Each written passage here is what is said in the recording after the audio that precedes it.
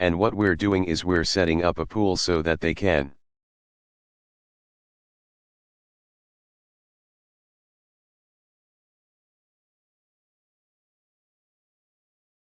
all pool together and get a better deal from insurance companies.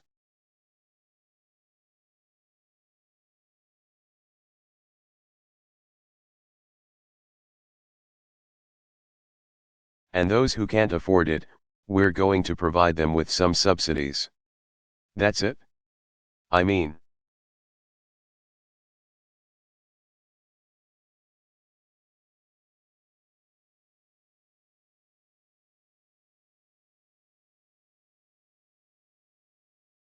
that's what's left to implement, because the other stuff has been implemented and it's working fine.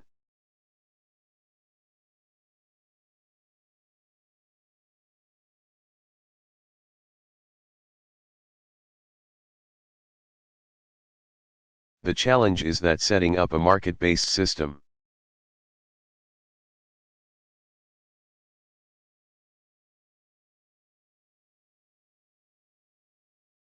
Basically an online marketplace where you can go on and sign up and figure out what kind of insurance you can afford and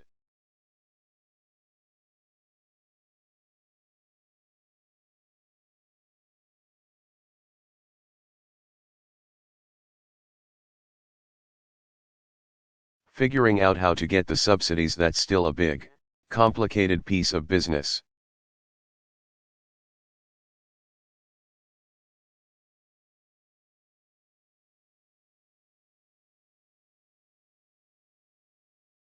And when you're doing it nationwide, relatively fast, and you've got half of Congress who is determined to try to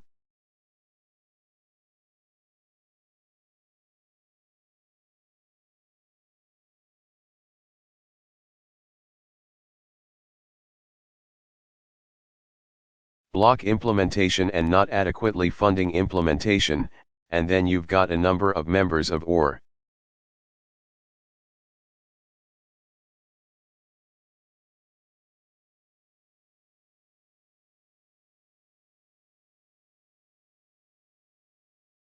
governors, Republican governors, who know that it's bad politics for them to try to implement this effectively.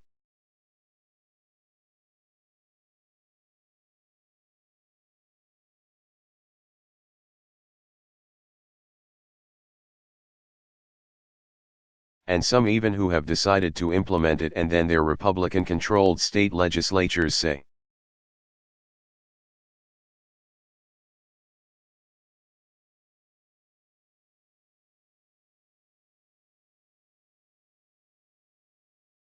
don't implement, and won't pass enabling legislation. When you have that kind of situation, that makes it harder.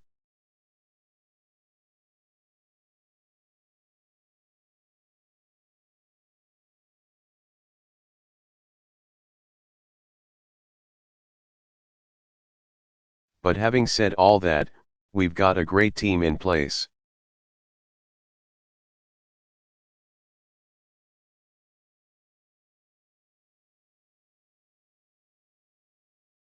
We are pushing very hard to make sure that we're hitting all the deadlines and the benchmarks.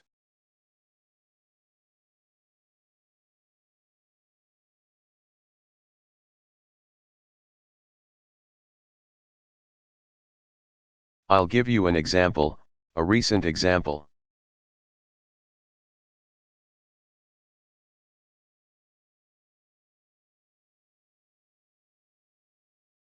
We put together, initially, an application form for signing up for participation in the exchanges that was initially about 21 pages long.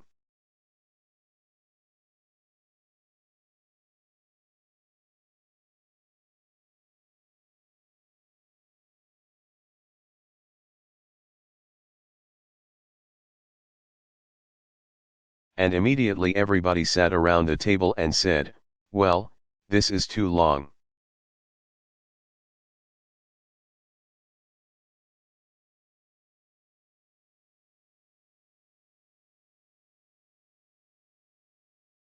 Especially in this age of the internet, people aren't going to have the patience to sit there for hours.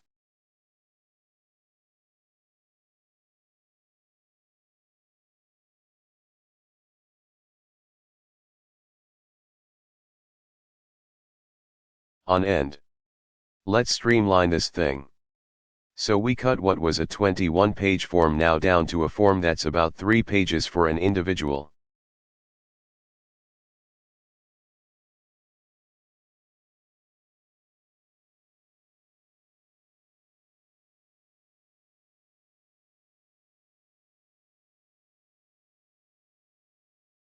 A little more than that for a family well below the industry average.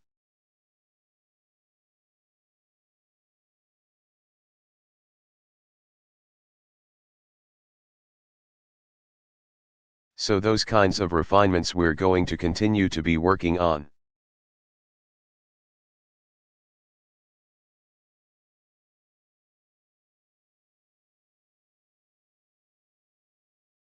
But I think the main message I want to give to the American people here is,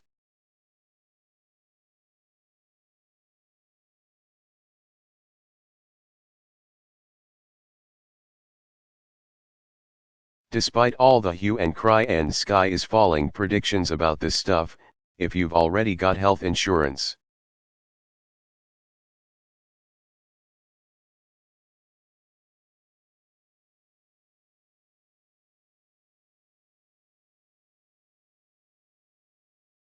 then that part of Obamacare that affects you, it's pretty much already in place.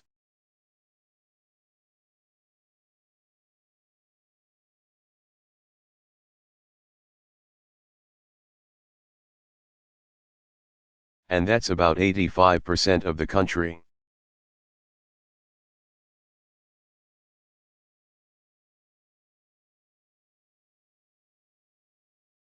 What is left to be implemented is those provisions to help the 10 to 15% of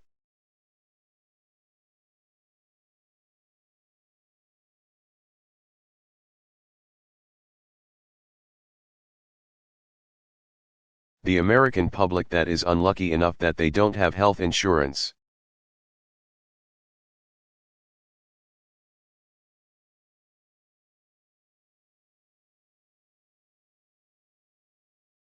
And by the way, some of you who have health insurance right now, at some point you may lose your health insurance.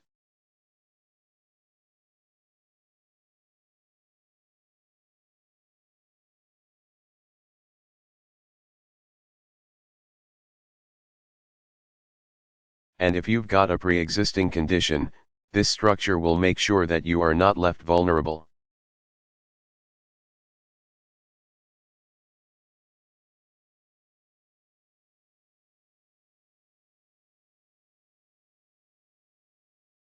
But it's still a big undertaking.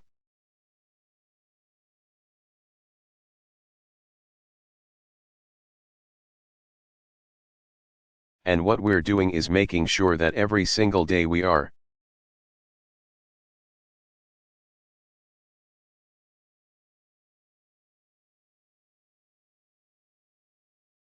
constantly trying to hit our marks so that it will be in place.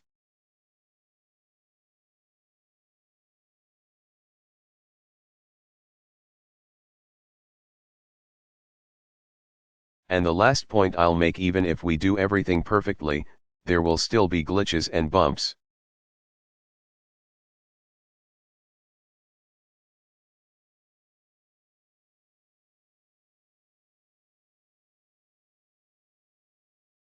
And there will be stories that can be written that say, oh, look,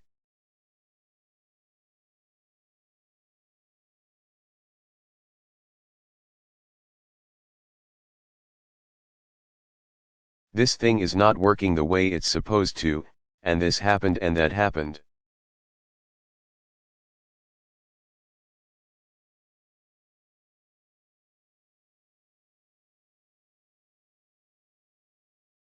And that's pretty much true of every government program that's ever been set up.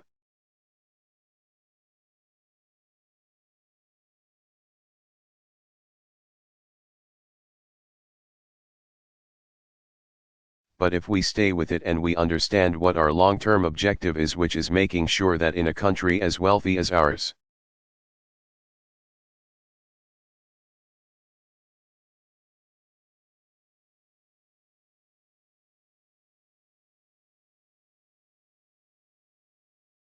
Nobody should go bankrupt if they get sick.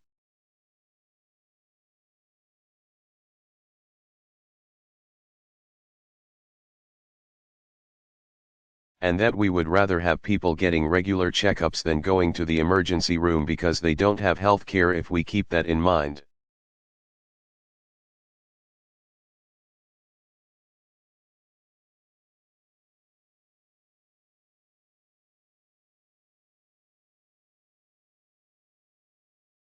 Then we're going to be able to drive down costs.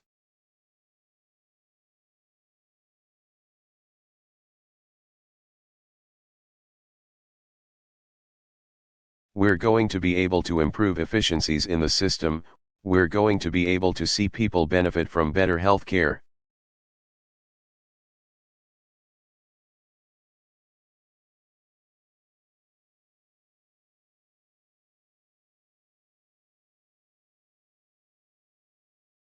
And that will save the country money as a whole over the long term.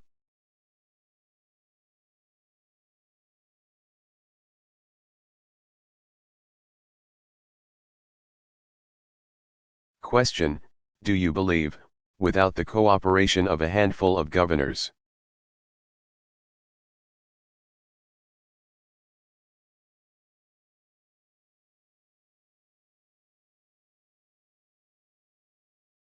particularly large states like Florida and Texas, that you can fully implement this?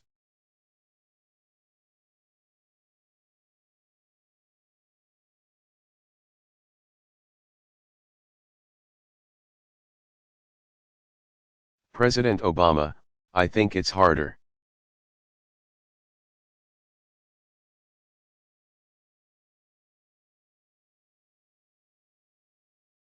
There's no doubt about it.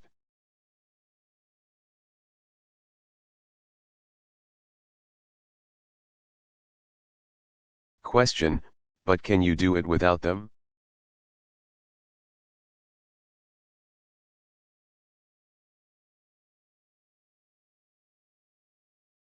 President Obama: we will implement it.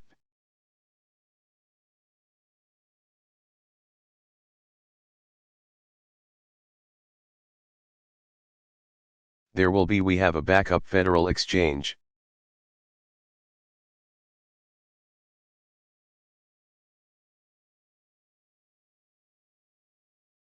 If states aren't cooperating, we set up a federal exchange so that people can access that federal exchange.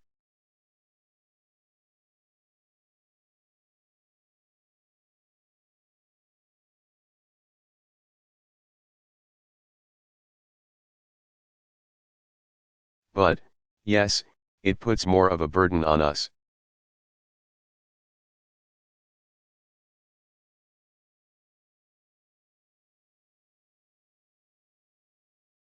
And it's ironic, since all these folks say that they believe in empowering states.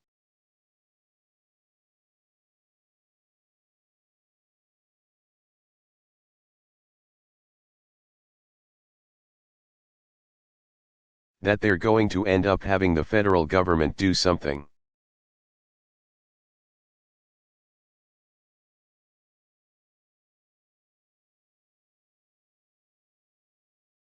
That we'd actually prefer states to do if they were properly cooperating.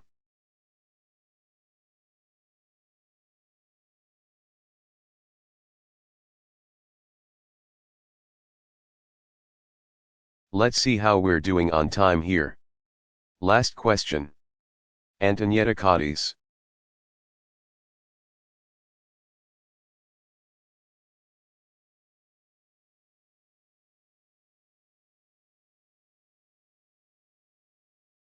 Where's Antonietta?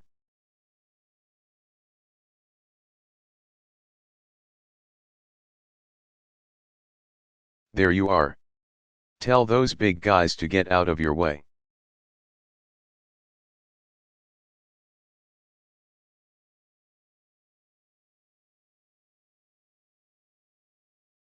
Question: thank you, Mr.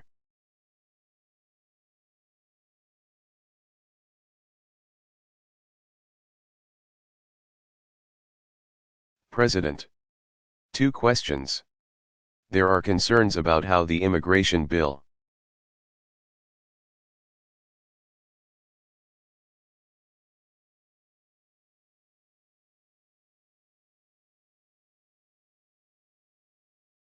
from the House has complicated chances for immigration reform in the Senate.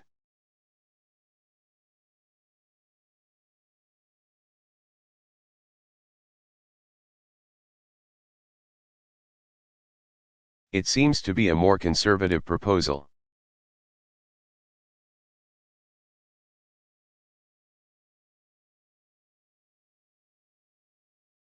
Is there room for a more conservative proposal than the one presented in the Senate? That's immigration. Second,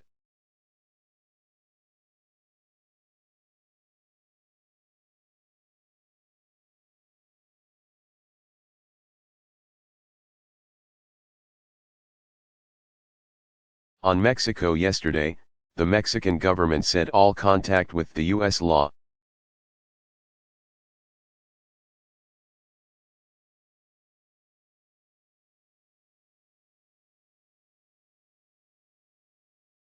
enforcement will now go through a single door, the Federal Interior Ministry.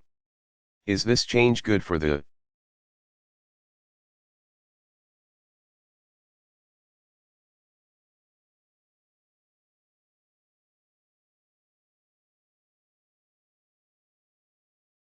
U.S. relationship with Mexico? Do you think the level of security and cooperation can be maintained?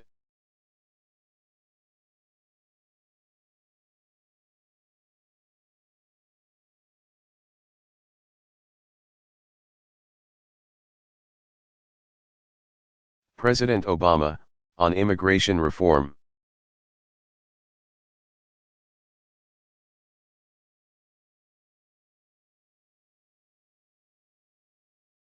I've been impressed by the work that was done by the Gang of Eight in the Senate.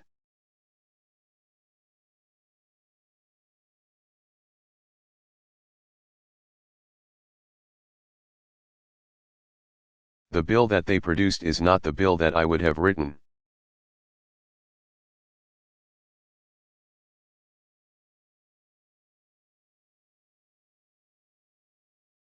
There are elements of it that I would change, but I do think that it meets the basic criteria that I laid out from the start.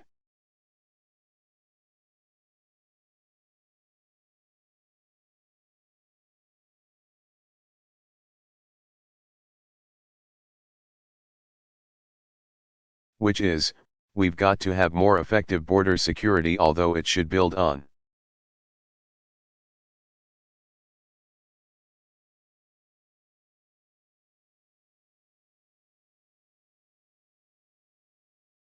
the great improvements that have been made on border security over the last 4 to 5 years.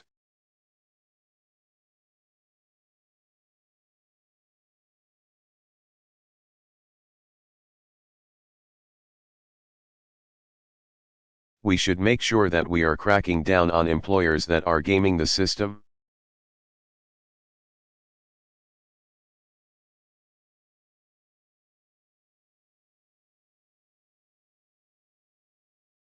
We should make the legal immigration system work more effectively so that the waits are not as burdensome.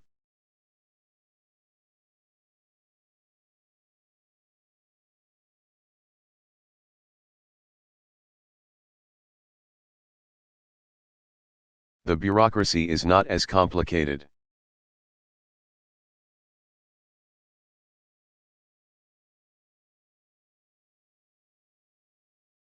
So that we can continue to attract the best and the brightest from around the world to our shores in a legal fashion.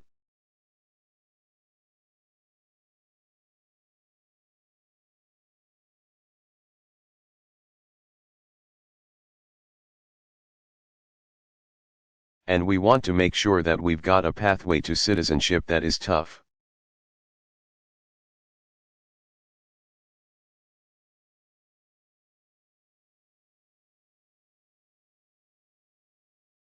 But allows people to earn over time their legal status here in this country.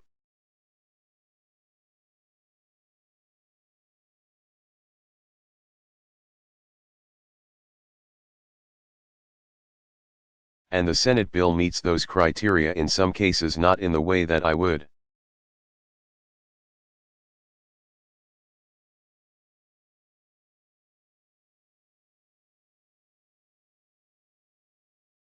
But it meets those basic criteria.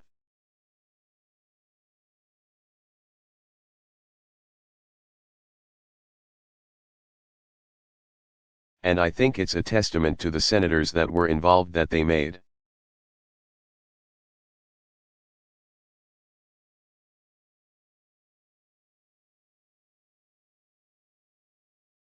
Some tough choices and made some tough compromises in order to hammer out that bill.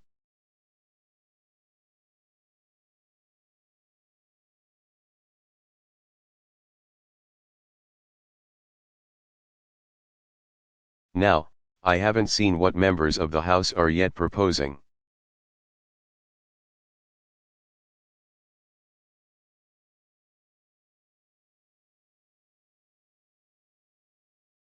And maybe they think that they can answer some of those questions differently or better.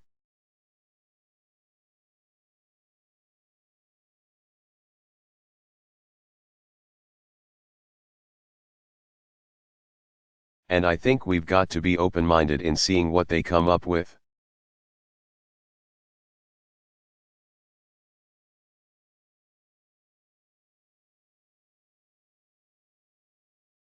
The bottom line, though, is that they've still got to meet those basic criteria.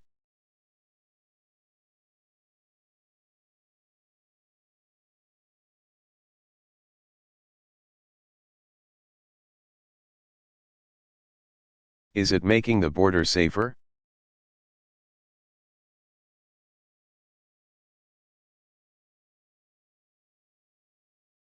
Is it dealing with employers in how they work with the government to make sure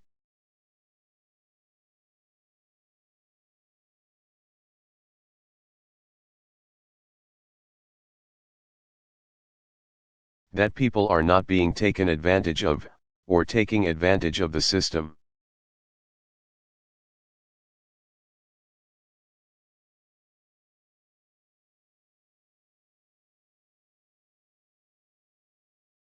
Are we improving our legal immigration system?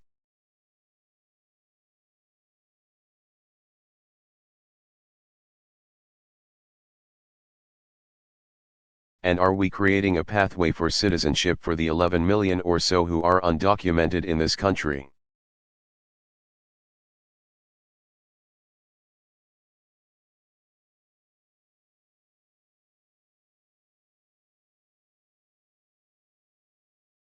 And if they meet those criteria but they're slightly different than the Senate bill,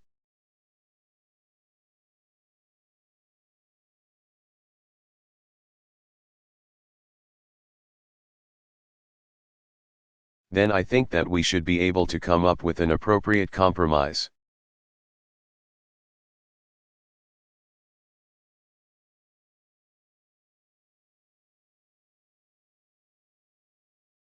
If it doesn't meet those criteria, then I will not support such a bill.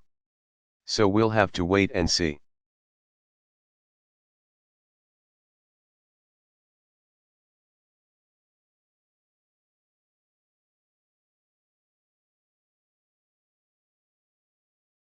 When it comes to Mexico, I'm very much looking forward to taking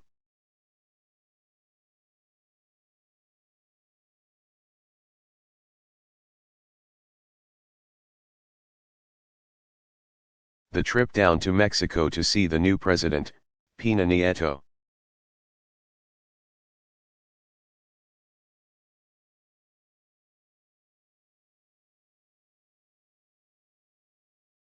I had a chance to meet him here, but this will be the first, more extensive consultations, and it will be an opportunity for his ministers.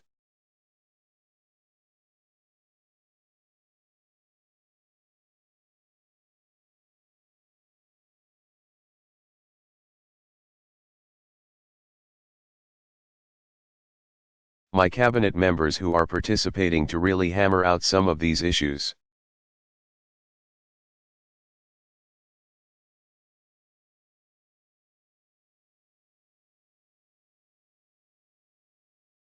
A lot of the focus is going to be on economics.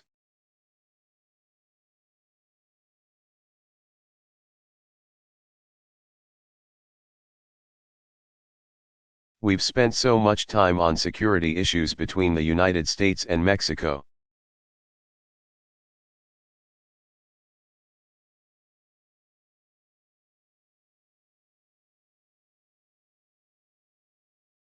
That sometimes I think we forget this is a massive trading partner responsible.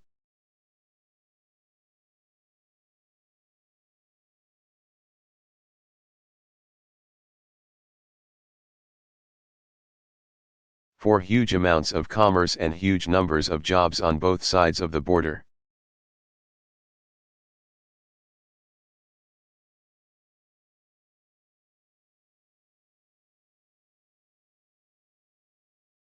We want to see how we can deepen that.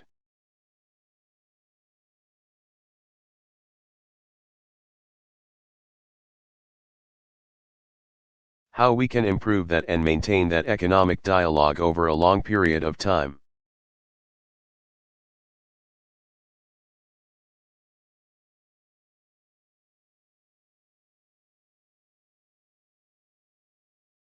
That doesn't mean that we're not going to be talking about security.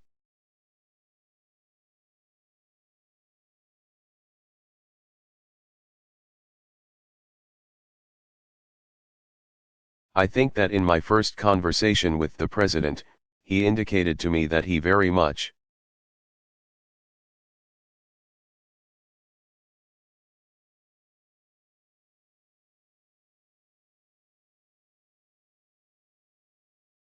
continues to be concerned about how we can work together to deal with transnational drug cartels.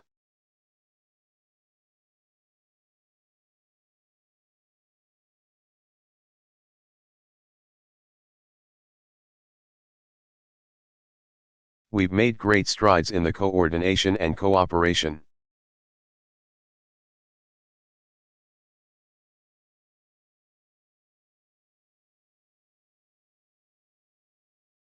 Between our two governments over the last several years.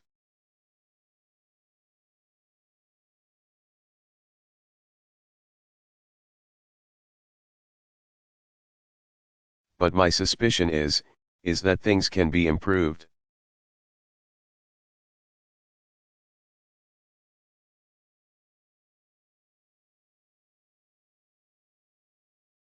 And some of the issues that he's talking about really had to do with refinements and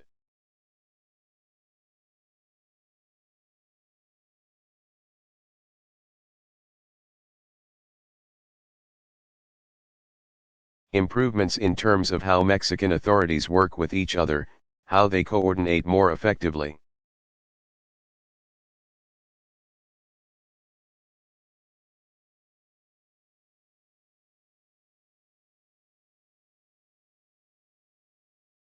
And it has less to do with how they're dealing with us, per se.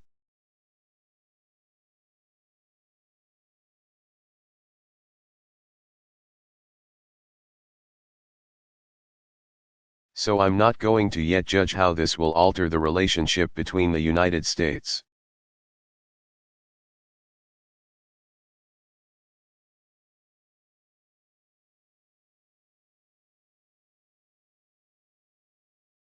And Mexico until I've heard directly from them to see what exactly are they trying to accomplish.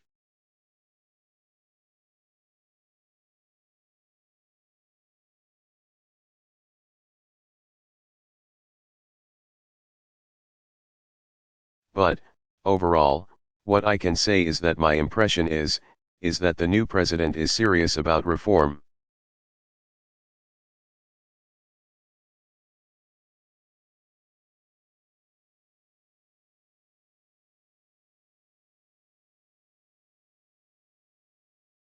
He's already made some tough decisions.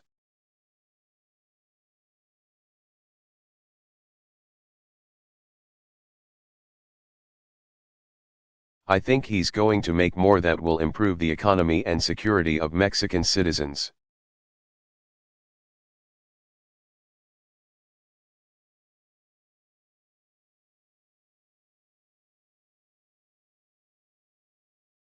and that will improve the bilateral relationship as well.